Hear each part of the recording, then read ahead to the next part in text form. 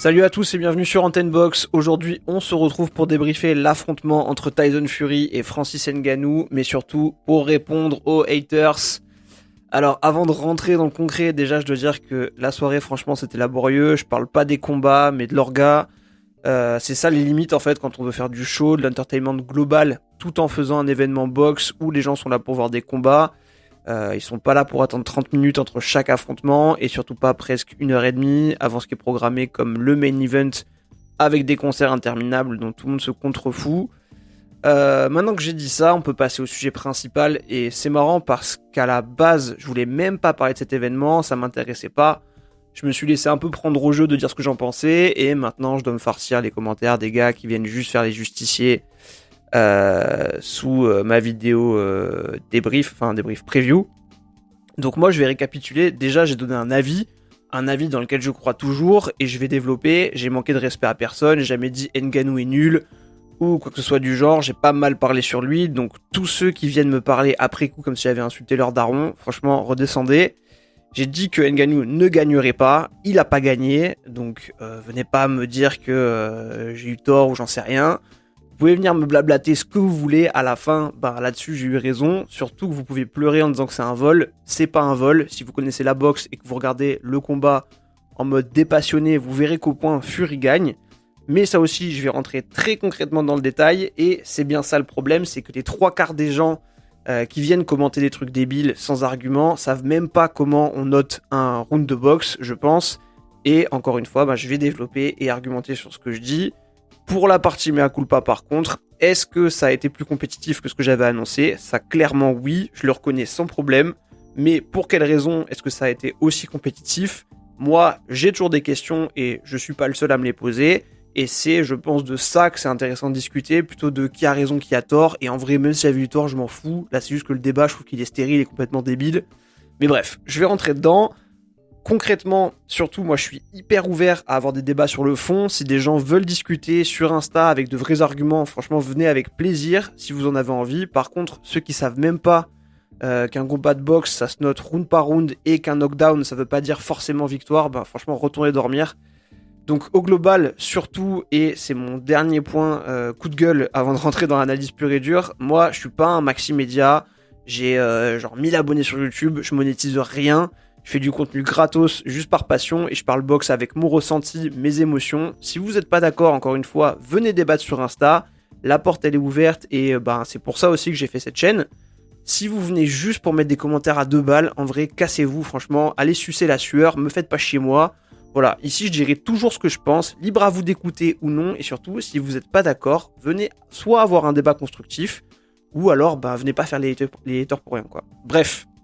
Je me rends compte aussi que ça me fait marrer de dire ça parce que dimanche matin j'ai un pote qui a réagi au statut que j'avais mis sur mon compte Insta, donc le compte Insta Antenne Box, en disant que Fury faisait honte à la boxe, et il me disait ça doit être dur pour toi d'avoir une chaîne boxe où tu essayes de faire des analyses objectives alors que de manière générale dans la vie t'aimes bien pas être d'accord avec tout le monde et penser différemment. Et c'est vrai que c'est un peu mon défaut, je le reconnais, j'aime bien essayer de penser différemment, en tout cas de pas toujours voir le truc de façon hyper radicale, ou en tout cas comme tout le monde le voit, j'essaie d'avoir un peu un autre regard en général, de prendre du recul. Et après c'est pas systématique, et surtout quand je fais des analyses de combat, vraiment je fais l'effort de poser les tenants et les aboutissants de façon hyper objective, ou en tout cas le plus objectif possible. Mais c'est vrai que quand je rentre dans le prono, là je le fais avec mes émotions, parce que la boxe forcément c'est ma passion, que je suis pas un média conventionnel, donc moi je dis ce que je ressens, ce que j'espère même souvent, et tant pis si du coup j'ai des pronos pourris. Mais du coup, sur ce cas précis, je lui ai justement dit que ce qui est fou, c'est que pour une fois, je vais dans le sens de l'opinion générale, à savoir que Ngannou fera pas le poids contre Fury, et je me fais mettre dans la sauce, donc voilà le karma. C'est sûrement ça que je vous dise, mais bon. On va rentrer dans le dur maintenant, parce que je dis sauce, mais si dans la sauce les gens me mettent, c'est parce que, encore une fois, les 3/4 qui viennent parler, ils confondent performance et résultat. Alors parlons et analysons, parlons d'eux et analysons tout ce qui s'est passé.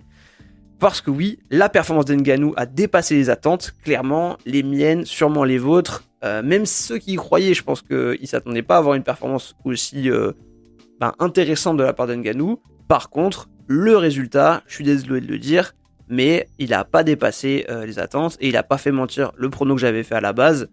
Et pour tous ceux qui crient au vol, je suis désolé, mais Fury, il a gagné au point. Et le pire pour tous ceux qui m'ont fait un espèce de procès, c'est que vous imaginez pas à quel point moi, ce scénario m'emmerde profondément. Et c'est absolument pas de la mauvaise foi premier degré. Je vais aussi développer pourquoi ce scénario de victoire de Fury au point il me déplaît. Mais dans l'absolu, pour creuser sur le combat, on va débriefer round par round pourquoi je pense que Fury a gagné. Fury, clairement, il prend le premier round.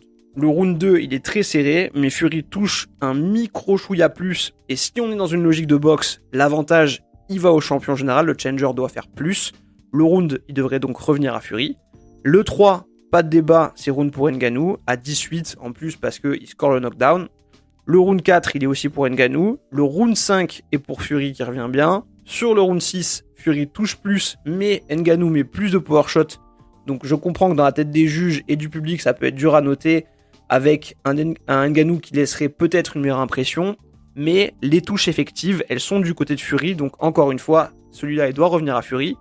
Le round 7, il est encore très serré. Il touche autant l'un que l'autre, mais Ngannou plus en power shot et avec un meilleur volume, même si Fury est plus précis. Donc celui-là, je le donne à Ngannou. Et ça rééquilibre en plus le round d'avant où c'était incertain. Le round 8, Ngannou le prend.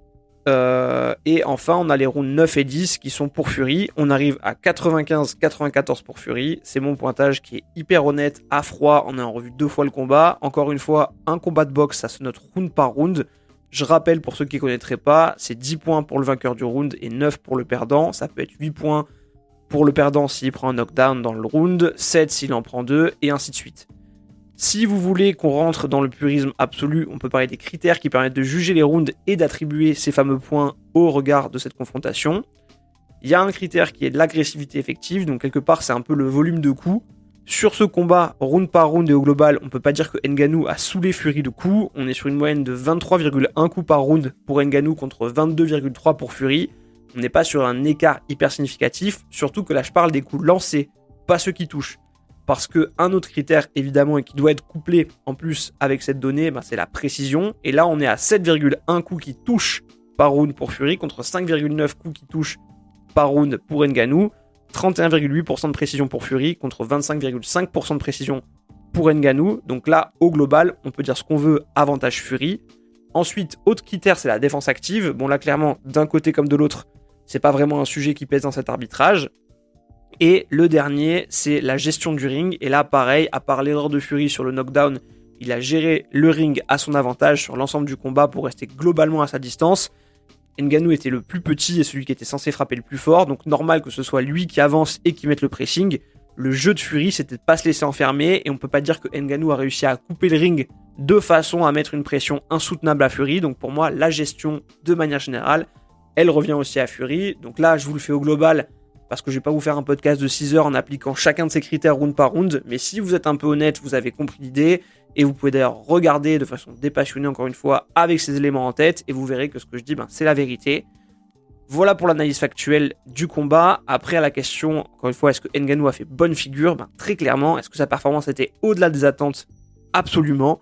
Et c'est ça qui biaise aussi tout. On se dit que Ngannou a quelque part tellement déjoué certains pronostics, dont le mien sur la compétitivité, que ce simple fait rend plus indulgent pour accorder une victoire, surtout en ayant vu un knockdown. Mais encore une fois, désolé, mais c'est pas ça la notation objective d'un combat de boxe. Par contre, c'est clair que le fait que ça a été aussi serré, c'est déjà une immense défaite en soi pour Fury, et voilà, c'est ça qui les rend un peu ridicules. Et il y a une part de la performance qui est totalement au crédit d'Ngannou, son application, le respect de son plan de jeu, il s'en est tenu à des fondamentaux, il a été très propre. Il crée de l'incertitude avec ses changements de garde, il a hyper bien géré son cardio. J'avoue que moi je l'imaginais gazé au round 3, il a fait une très belle impression, même si évidemment il s'est fatigué, mais vu son gabarit, il a tenu les 10 rounds de très belle façon. Et ça, c'est sincèrement tout ce que je mets à son crédit, et je le salue vraiment. En revanche, il y a une grosse part de cette performance d'Ngannou que je mets aussi à charge contre Fury, et qui me fait me poser énormément de questions. Et c'est bien ça ce que je supporte pas, c'est le fait qu'il subsiste un doute. En tout cas, pour moi, vraiment, sincèrement, j'ai un doute. J'aurais 100 fois préféré, très sincèrement, complètement me tromper et qu'Ngannou il place un énorme KO à Fury ou que Fury perde même au point. Parce que ça, c'est un scénario, surtout sachant l'échéance avec Usyk pour lequel j'aurais pas vu Fury pouvoir se faire acheter. En revanche, une vieille victoire au point après un combat accroché, pour moi, ça a tout de la blague. Et si vous êtes honnête et que vous avez déjà regardé les combats de Fury, je suis désolé, mais vous pouvez pas faire comme si c'était évident. Pas évident en tout cas, qu'il faisait rien et qu'il appuyait pas les coups. Et je le dis hyper honnêtement, le Fury sur le ring ce soir-là, c'était une parodie. J'ai jamais vu un Fury aussi nul de toute ma vie. Et à ça, il y a 2 réponses possibles. Et c'est de ne pas savoir, ou en tout cas de ne pas avoir la réponse à cette question qui me rend fou. Est-ce qu'il a tellement pris Ngannou de haut qu'il s'est réellement fait surprendre ? Ou est-ce que le scénario du combat était écrit à l'avance et qui était de voir Ngannou être compétitif, ce qui supposait que Fury lève le pied tout en étant assuré d'une victoire finale ? Moi, de ce que j'ai vu, pour moi, c'est impossible d'avoir une réponse claire et c'est surtout impossible de ne pas avoir de doute.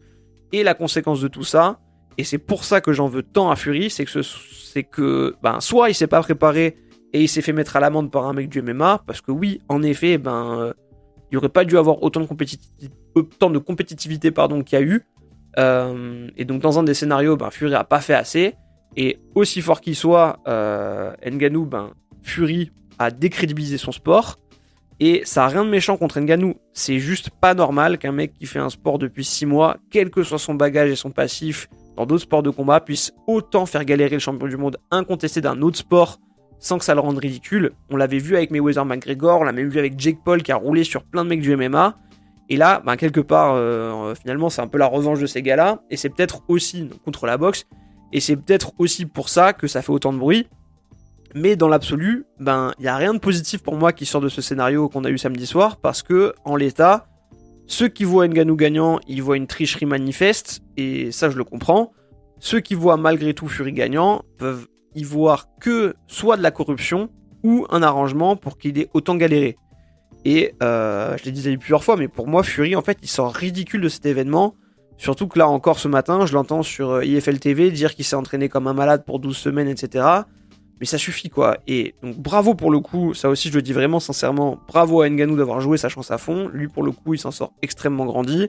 Je pense toujours ce que j'en pense de ce combat, à savoir que j'ai des doutes qui sont insolubles. Mais ce que je conteste pas, c'est que Ngannou, il a fait sa part du job. Après, moi, je dois relativiser aussi un truc. Tous ceux qui pensent qu'Ngannou a gagné, au final, c'est bien sûr votre droit de le penser. Par contre, dire oui, Ngannou maintenant, vrai champion du monde de boxe, là non. On a vu un 10 rounds, un championnat du monde, c'est 12 rounds. Alors peut-être qu'il aurait eu 2 rounds de plus pour chercher le KO. Mais c'était aussi 2 rounds de plus pour que Fury continue de creuser l'écart comme il l'a fait dans le 9 et le 10. Et qu'on ait un score moins resserré. Ça, on le saura jamais, donc on peut pas comparer aussi simplement la physionomie de ce combat-là en l'état à un vrai combat pour le titre.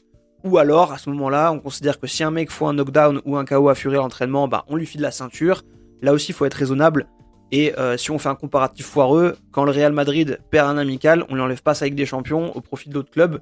Donc, faut être rationnel sur la portée et le comparatif de ce combat-là. Quoi qu'il en soit, et ce sera mon mot de la fin, la boxe, elle sort incroyablement rabaissée, et c'est ça qui me fait mal. C'est pas une question de pronostic ou quoi que ce soit. Moi, j'ai pas d'ego, j'étais à fond pour Errol Spence contre Terence Crawford, et il s'est fait démonter la gueule, donc j'en ai rien à faire d'avoir eu tort. C'est pas le sujet en fait, surtout que je suis même pas un fan de Fury, j'en ai rien à faire moi de Fury. Aujourd'hui, j'ai juste mal à mon sport parce qu'un connard, que ce soit parce qu'il a été payé pour ça ou parce qu'il a pas respecté un minimum son adversaire, s'est fait mettre dans une position où il a été mis en galère par un mec du MMA. Et quelque part, encore une fois, désolé pour les fans d'Ngannou, mais l'histoire de ce combat, ça devait être au mieux, Fury laisse un peu exister Ngannou au début, puis finit par accélérer, termine le truc, montre qu'il est un champion incontestable de boxe, et derrière ça sert de teasing pour Fury Usyk, aussi pour les non-initiés à la boxe, pour qu'ils se disent « Oh là là, mais c'est ça l'événement qu'on veut voir », et au final, maintenant, tout le monde s'en contrefout de Fury Usyk, parce que les gens se disent que Fury, c'est finalement pas grand-chose, et que la boxe, c'est un sport de tocard, et tout ça parce que Fury est un énorme naze.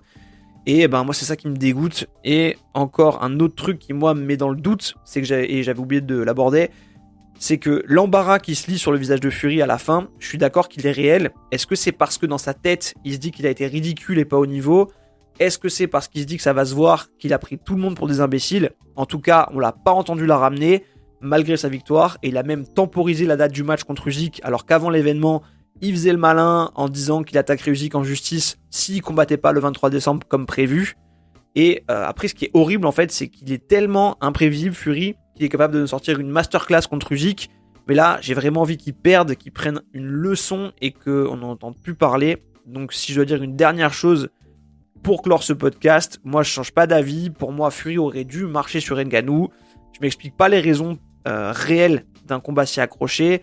Est-ce que c'est un arrangement? Est-ce que c'est de la paresse de Fury? En tout cas, j'ai honte du champion poids lourd de mon sport. Tous ceux qui étaient pour Ngannou, et surtout, moi j'étais absolument pas contre lui dans l'absolu. C'est l'intention que me prêtent les mecs qui viennent commenter, etc. Mais moi j'ai juste donné un avis. Et vous, ceux qui étaient pour Ngannou, les fans de Ngannou, vous pouvez être fiers de votre champion et vous avez raison de l'être. Voilà, du coup, c'est tout pour ce podcast. J'ai dit tout ce que j'avais à dire. Désormais, moi, je parlerai plus de ce genre de freak show. Je me suis laissé happer à parler d'un truc dont je voulais même pas parler pour au final toucher une audience que je voulais pas toucher. Je préfère rester dans mon délire pure box avec mes pronos pourris, mais des gens bienveillants. Je fais ça pour faire... Enfin, je fais pas ça en fait pour faire un concours de qui a raison, mais vraiment, sincèrement, pour partager une passion. Je voulais dire un merci tout particulier à Grégory Vincent 9698. Franchement, si t'écoutes ce podcast, ton commentaire m'a fait très plaisir. La preuve qu'on peut avoir un avis différent tout en étant positif et respectueux. Donc vraiment, merci à toi. Merci évidemment aussi à tous les autres qui commentent et débattent en restant positifs. Merci vraiment pour la force. À bientôt sur Antenne Box parce que non, je ne compte pas fermer ma chaîne. Désolé. Voilà, salut tout le monde et à bientôt.